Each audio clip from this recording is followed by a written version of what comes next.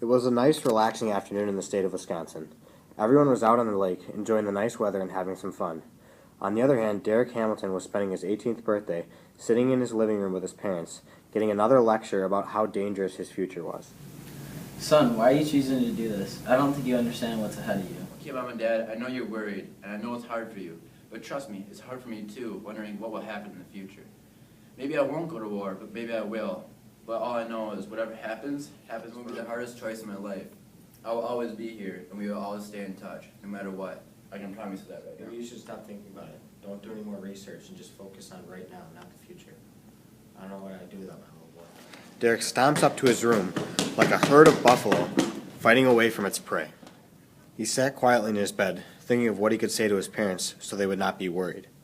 Derek thought and thought, but nothing came to mind. He had to make his decision very soon. Tell them what I would like my near future to be. And if they get mad, then so be it. I will always be their little boy, and I'll always stay in contact, no matter how tired or sore I am. And I will always love them because they're my parents. The next morning, Derek woke up and walked down for breakfast.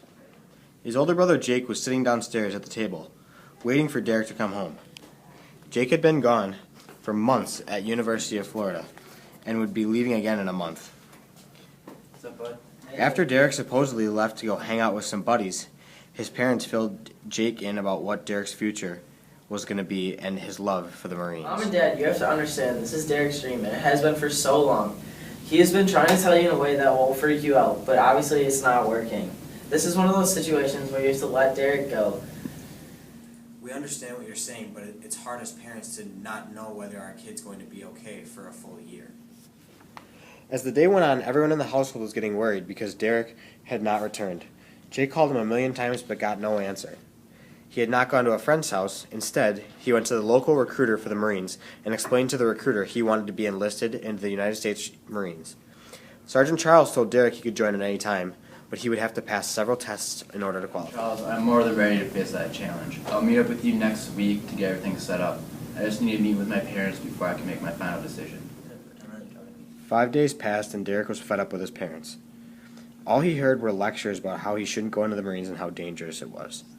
Derek didn't listen to them, and he made his decision to go into the Marines.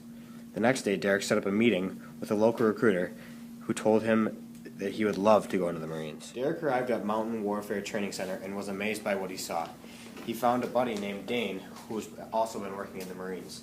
They got to know each other very well and became good friends. Hi, my name's Dane. Welcome to boot camp. I'm in the same platoon as you. Oh, okay. My name is Derek. Nice to meet you. It was time for the next deployment. All the troops got their supplies ready, and most importantly, got themselves ready. The Marine officer explained to the troops how the flight boarding was going to operate and how long it would take to get to Afghanistan. On the plane, many troops slept to prepare for the next year in front of them. Derek, on the other hand, couldn't sleep. He was too busy writing to his family, talking to Dane, and thinking about what's in front of him. Derek was told the plane was described as a flying building if it was not so high up in the sky.